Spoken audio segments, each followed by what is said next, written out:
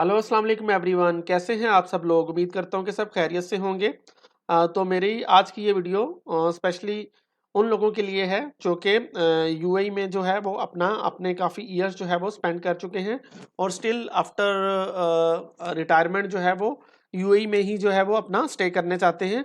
तो उनके लिए गुड न्यूज़ है कि यूएई ने अब residence visa for the retired person जो है वो भी इंट्रोड्यूस करवा दिया है।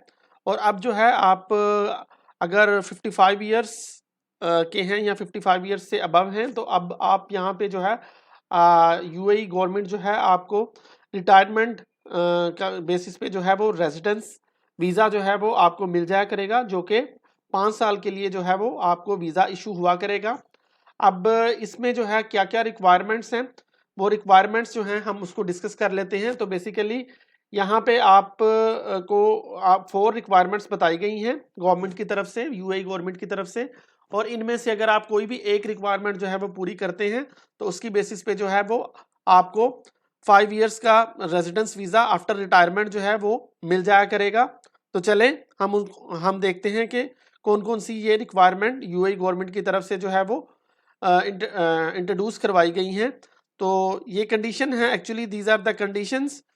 तो हम बारी बारी चेक करते हैं कंडीशन को। तो कंडीशन नंबर 1 या ऑप्शन नंबर 1 जो है इसमें क्या है, मिनिमम ईयरली इनकम जो है आपकी वो 1,80,000 दिरहम होनी चाहिए। यानी कि 1,80,000 दिरहम आपकी कम से कम जो है वो आपकी इनकम होनी चाहिए पर ईयर। और अगर इसको पर मंथ के हिसाब से देखा जाए तो 15,000 पर मंथ जो है आपकी इनकम जो है वो होनी चाहिए पर मंथ। अब कंडीशन नंबर 2 पे हमारे पास ऑप्शन नंबर 2 जो है उसमें है जी bank saving of at least 1 million dirham in a 3 year fixed deposit. मतलब कि आपके पास 1 मिलियन दिरहम की अमाउंट होनी चाहिए जो कि आपने 3 साल के लिए जो है बैंक में एज अ सेविंग जो है वो आपने डिपॉजिट करवा दी फॉर द 3 ईयर्स। तो 3 साल के लिए आपको 1 मिलियन धर्म की रकम जो है वो आपको सेविंग अकाउंट में जो है वो बैंक में जो है वो रखवानी होगी। तो इस सूरत में जो है आपको वीज़ा जो है वो मिल जाएगा। हमारे पास जो है थर्ड ऑप्शन जो है या थर्ड कंडीशन उसमें है जी property investment worth at least 1 million dirham. तो हमारे पास क्या है जी, आपके पास अगर आपने 1 मिलियन दिरहम की अगर कोई प्रॉपर्टी में आपने इन्वेस्ट किया हुआ है तो फिर भी आपको जो है वो यहाँ पे जो है आपको रेजिडेंस वीज़ा मिल सकता है। और हमारे पास फोर्थ एंड लास्ट कंडीशन जो है ऑप्शन 4 जो है उसमें है a combination of monthly income fix deposit and a property with a minimum value of 1 million dirham.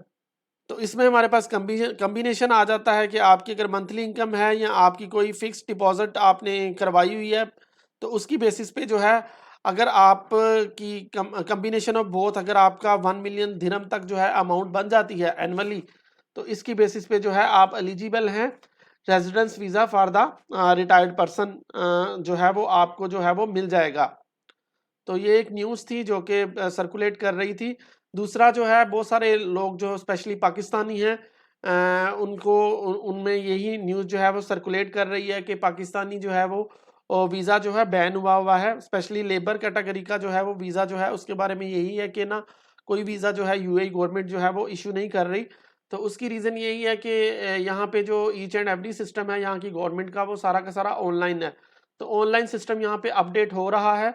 तो जैसे ही सिस्टम अपडेट हो जाएगा तो पाकिस्तान की एंट्री जो है अभी फ़िलहाल उस सिस्टम में मिसिंग जा रही है। तो जैसे ही सिस्टम प्रॉपर अपग्रेड हो जाएगा तो पाकिस्तान की जो हमारे कंट्री की कैटेगरी है जो उसमें जो है वो अपीयर होना शुरू हो जाएगी। तो इसके साथ ही जो है वो वीज़ा लगना जो है वो स्टार्ट हो जाएंगे। बाकी एक और जो यहाँ पे वीज़ा इश्यूज़ की रिजेक्शंस देखी गई हैं तो रिजेक्शंस के हवाले से यही है कि पहले यूएई की गवर्नमेंट इतना खास चेक एंड बैलेंस नहीं रखा करती थी। उसमें ये होता था कि अगर आपने किसी कंपनी अगर आपने कंपनी बनाई है कहीं पे इन्वेस्ट किया है तो उसकी बेसिस पे आप अपने किसी भी भाई को किसी भी अपने बेटे को उसका मैनेजर जो है वो अनाउंस कर सकते थे। लेकिन अब जो है यूएई गवर्नमेंट ने इस पे भी चेक एंड बैलेंस किया है और उन्होंने स्पेसिफिकली रिस्ट्रिक्ट कर दिया है कि अगर आप पार्टनरशिप पे भी किसी को मैनेजर जो है अनाउंस करते भी हैं तो उस सूरत में भी उस बंदे को जो है एटलीस्ट मैनेजर की जॉब का जो क्राइटेरिया है उसको एटलीस्ट फुलफिल करना चाहिए। मतलब पहले ये होता था कि एजुकेशन मैटर नहीं करती थी, डिग्री मैटर नहीं करती थी, आप इन्वेस्टमेंट की बेसिस पे किसी को भी जो है वो कोई भी ओहदा जो है वो यहाँ पे दे सकते थे। जबकि अब जो है स्पेशली जो स्किल्ड लेवल के जो कैटेगरीज हैं, जिसमें अगर आपने कंपनी में लेट्स सपोज कि अगर आप कंपनी की ओनरशिप की बात करते हैं, आपने मैनेजर वगैरह की रैंक में जो है अब किसी को अपॉइंटमेंट करना है, तो उसके लिए ये मस्ट है कि अब जो है बेसिक जो एजुकेशनल रिक्वायरमेंट हैं उसको भी उस कैंडिडेट को जो है एज पर यूएई लॉ जो है उसको जो है फुलफिल करना होगा। मतलब ये है कि डिग्री होल्डर्स जो हैं वही जो है इस तरह के जो ओहदों पे जो है अब वो फाइज हो सकेंगे। तो ये थोड़ा जो सिस्टम था यूएई गवर्नमेंट से रिलेटेड, वीज़ा पॉलिसीज से रिलेटेड, पाकिस्तानी से रिलेटेड, तो ये जो है इसकी पॉलिसीज जो हैं वो अपडेट हो रही हैं। सून जो है ये सारा प्रोसेस जो है वो अपडेट होके होपफुली जो है वो फरवरी में जो है 2024 में जो है वो सारा का सारा जो है वो जल्द इंशाल्लाह ताला स्टार्ट हो जाएगा।